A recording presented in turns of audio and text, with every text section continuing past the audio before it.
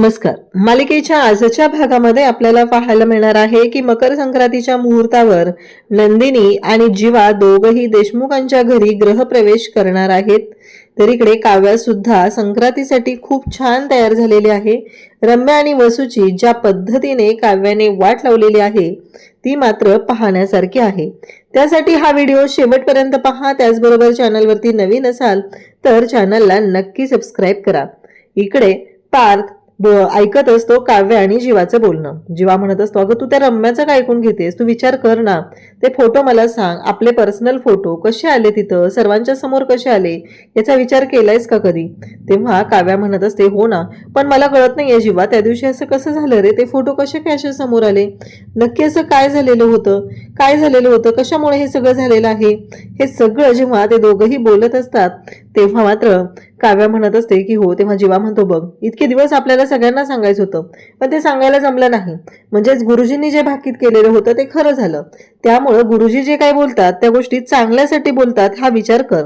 कारण बघ ना, टॅटूच्या बाबतीतही तेच झालं आणि टॅटू तो जळाला, ही गोष्ट चांगलीच झाली.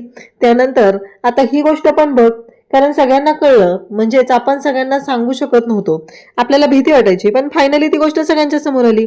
तुला माहितीये का, माझ्या ऑफिसमध्ये एक मित्र आहे, तो ना एक गोष्ट सांगतो, तो म्हणजे आपल्याला जे हवं आहे ते आपल्याला मिळालंच आहे असं आपण वागायचं.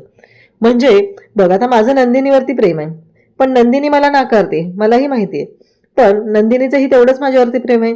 पण मी काय करतो, नंदिनीवर प्रेम आहे आणि नंदिनी नाकारलेलं नाहीये, नंदिनी पण माझ्यासोबत आहे असं मी बिहेव करतो. लोकांनी मला वेडं समजू दे, पण आपण वारंवार जर ह्या गोष्टी केल्या तर नक्कीच आपल्याला फायदा होतो. काव्या म्हणते, चालेल चालेल, पण एक गोष्ट तुझ्या लक्षात आली का, आपल्याला आपल्या पार्टनरला सांगताच येत नाहीये की आपलं त्यांच्यावरती किती प्रेम आहे. तेव्हा काव्या जीवाचं सगळं ऐकत असते आणि मग जीवा म्हणतो, आता कळलं ना काय झालेलं आहे ते? आणि मग काय झालं सांग बरं? म्हणजे साध्या साध्या गोष्टींचा विचार कर, सगळ्या गोष्टी छान पद्धतीनेच झालेल्या आहेत ना, मग कशाला एवढा विचार करायचा आहे? आणि तेव्हा मात्र इकडे जीवा तिला समजवतो आणि म्हणतो, आता कळलं ना का, आता रडत बसणारे परत त्या रम्याचं बोलणं ऐकून? तेव्हा मात्र इकडे काव्या म्हणते की नाही नाही रडणार आहे असं ती सांगू लागते. आणि त्याच वेळी इकडे जीवा तिला समजवतो आणि म्हणतो की चालेल, आता अजिबात काळजी करू नको, मी जी स्ट्रॅटेजी सांगितली ती वापर. पार्थ मात्र बाहेरून हे सगळं बोलणं ऐकत असतो. आणि मग इकडे आपल्याला पाहायला मिळतं की पार्थ तिच्याकडे आलेला असतो आणि पुन्हा काव्या म्हणते, 11 वाजलेत, ठेव फोन. 11:11ला काव्याला विश मागायची असते आणि म्हणते की पार्थ देशमुख माझे आहेत. रम्याने काय किंवा कुणी काहीही केलं तरीही काहीही उपयोग होणार नाही, कारण देशमुख माझे आहेत, माझं पार्थ देशमुखांवरती खूप प्रेम आहे असं काव्या सांगते. आणि तेवढ्यात पार्थ आता तिथून निघून जातो. इकडे जीवा आईस्क्रीम खात बसलेला असतो. गुड्डू तिथं ब्लँकेट पांघरून असतो शेकोटीच्या समोर, पण जीवा मात्र अगदी हाफ टी शर्टवर बसलेला असतो. गुड्डू विचारतो, थंडी नाही वाजत आहे? तेव्हा तो म्हणतो, देशमुखांच्या घरात फक्त मी एकटा असा आहे की ज्याला कधीच थंडी वाजत नाही. सगळेजण अगदी हुडहुडी भरल्यासारखे ब्लँकेट स्वेटर सगळं घालून बसतात, पण एकमेव मी असा आहे की मला अजिबात थंडी वाजत नाही. हे जेव्हा गुड्डू ऐकतो, कारण मी आईस्क्रीमचे डबे डबे संपवत असतो, पण देशमुखांच्या घरातले बाकीचे लोक मात्र थंडीत असतात, कारण मी ना रांगडा गडी आहे, कारण ही बॉडी मुंबईला बनवलेली आहे तर माझ्यातलं रक्त हे कोल्हापूरचं आहे. अशा पद्धतीने त्याचं बोलणं सुरू झालेलं असतं. आणि इकडे गुड्डू म्हणत असतो, म्हणजे गुड्डू त्याच्या मनातल्या ज्या गोष्टी आहेत त्या विचारत असतो आणि इकडे जीवा त्याला सांगत असतो. आणि मग तो व्हिडिओ बनवला, ते तो म्हणतो, असंच असतं, असंच बनवलं ना, प्रेमात आणि युद्धात सगळं काही माप असतं. मग गुड्डू म्हणत असतो की जे काय केलं ना ते पूर्णपणे चुकीचं केलेलं आहे, असं नको करायला होतं तुम्ही जीवा दादा. आणि असं म्हणत तो बोलत असतो. तेवढ्यात नंदिनी तिकडून आलेली असते. जीवा म्हणत असतो की बघ, त्यामुळे तर नंदिनीने माझी काळजी करून मला ब्लँकेट दिली की नाही, मग दिली असती का ब्लँकेट? नंदिनी म्हणते, प्रेमात आणि युद्धात सगळं माप असलं तरीही मी तुम्हाला कधीच माफ करणार नाही. आता अचानक नंदिनी आली आणि नंदिनीने हे सगळं ऐकल्यामुळं जीवाची मात्र तारंबळ उडालेली असते. त्याला कळत नसतं की आता काय बोलू, कारण जीवाच्या या वागण्यामुळे नंदिनीला त्रास झालेला असतो. इकडे काव्या आता फुल मोड ऑन मध्ये आहे, कारण काव्याने ठरवलेलं आहे की या रम्या आणि वसूच्या नाकीनऊ आणायचे. आणि काव्या अचानक दरवाजा उघडते आणि दारात येऊन थांबलेली असते. तर काव्या यासाठी आलेली आहे आणि ती रम्या वसूकडे पाहतच राहते. तेव्हा मात्र इकडे रम्या वसू तिच्याकडे पाहत राहतात. त्यांना मात्र भीती वाटायला लागलेली असते की हे सगळं काय झालंय आणि ही अशी का आले. काव्या अगदी भूताचा अवतार घेतल्यासारखं आलेली असते आणि त्याच वेळी इकडे काव्या येऊन डायरेक्ट त्यांच्या दोघींच्या बेडवरती मध्ये बसलेली असते. तेव्हा काव्या म्हणते की काय मग, काळी मांजर आणि ही सांडलेली सिनेमन कॉफी, अशा पद्धतीने ती सांगू लागते. तेव्हा मात्र ती म्हणते काय हे, तू इथं कशाला आले? तेव्हा ती म्हणते नाही, मला तुमच्या दोघींच्या सोबत झोपायचंय ना, म्हणून आले. आणि मग इकडे रम्या आणि वसू म्हणतात की कसं गुरुजींनी जे भाकीत केलंय ना, त्यामुळे तिला वेळ लागलेला आहे. तेव्हा काव्या म्हणते हो का, बरोबर आहे. नाही, असंच म्हणते आणि ती मध्ये बसते, कारण मलाही इथे झोपायचं आहे तुमच्यासोबत, असं काव्याने स्पष्टपणे सांगितलेलं असतं आणि या दोघींची वाट लावायला घेतलेली असते. रम्या म्हणत असते की काय चाललंय हिचं, नाही हिला खरंच वेळ लागलेलं आहे, कारण हिचं पार्थ बरोबरचं लग्न मोडणार आहे ना याच्यामुळं. काव्या म्हणते हो ना, खरंच वेळ लागणार आहे मला, बघ आता काय होतंय ते. असं म्हणत काव्याने दोघींच्या माना पकडलेल्या असतात आणि गर गर गर गर फिरवायला सुरुवात करते. रम्या आणि वसूला कळायचंच बंद झालेलं असतं की ही मुलगी का कोण आहे, ही काय करते नक्की, असं म्हणत त्या दोघीही खूप घाबरलेल्या असतात. तेव्हा काव्या म्हणते की तुला ना खरंच लग्नाची खूपच हौस आहे ना, बरोबर आहे, तुझं लग्न होईल आणि तुझ्या आधी पार देशमुखांचं लग्न होईल. कसं आहे, त्यावेळेस तू नव्हतीस ना सनई चौघडे सगळे वाजलेले ऐकायला. आणि तिथंच असलेली रम्याची जी फाईल आहे ती उचलून घेते आणि त्याच्यावरती सनईचा आवाज काढत काव्या बोलायला सुरुवात करते. काव्या म्हणते कसं आहे माहितीये का, काहीही झालं तरीही एक गोष्ट कायमस्वरूपी लक्षात ठेवायची आहे की पार देशमुख हे माझे आहेत आणि ते माझेच राहणार आहेत. तुम्ही काहीही केलं तरीही त्याच्यामध्ये काहीही बदल होणार नाही, असं इकडे तिने सांगितलेलं असतं. इकडे नंदिनीला मात्र खूप राग आलेला आहे. नंदिनीची खूप चिडचिड चाललेली आहे, कारण जीवाने खोटं बोलायची गरज काय होती. तिचं असं म्हणणं आहे खोटं बोलण्यामुळे तर ह्या सगळ्या गोष्टी झालेल्या आहेत आणि अजूनही तुम्हाला खोट्याचा आदर घ्यायचा आहे आणि तुम्ही जे काही बोलताय त्याचा काहीही परिणाम माझ्यावरती होत नाही, असं तिने सांगितलेलं असतं. आणि तेव्हा मात्र इकडे नंदिनी जेव्हा हे सगळं बोलत असते आणि त्याच वेळी इकडे ती चिडलेली आहे हे जीवाच्या सुद्धा लक्षात आलेलं आहे. आणि जीवा म्हणतो सो नंदिनी ऐकून तरी घे. आता नंदिनी म्हणते की काही नाहीये, हे खोटं बोलून तुमचे फॅन्स तुम्हाला फसत असतील पण मी नाही फसणार आहे.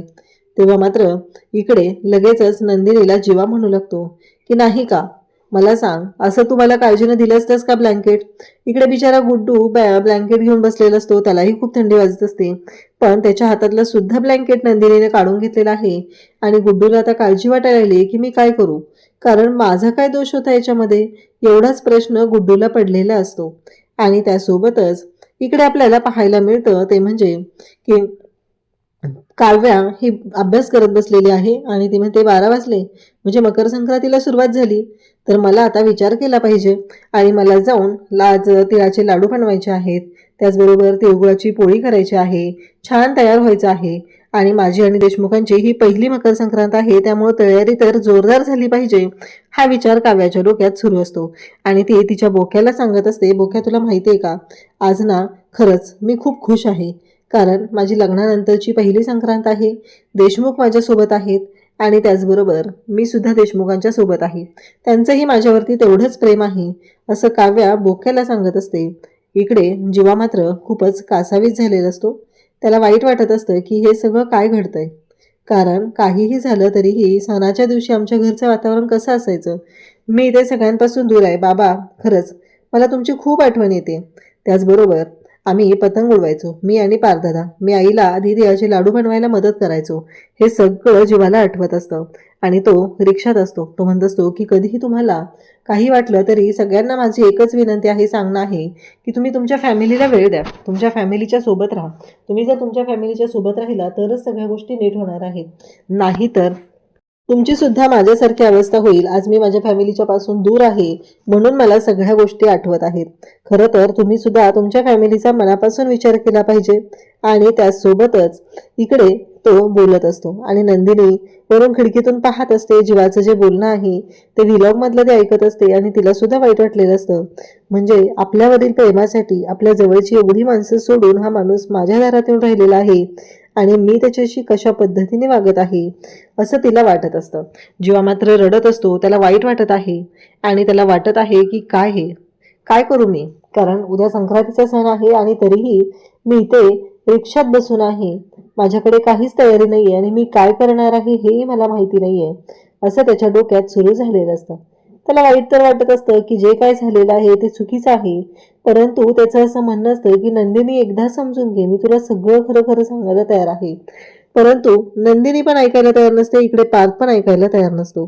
तर दुसऱ्या दिवशी आपल्याला पाहायला मिळतं की पार्थ, नंदिनी छान तयार झालेली आहे, जीवा सुद्धा तयार झालाय आणि दोघंही देशमुखांच्या घरी येतात.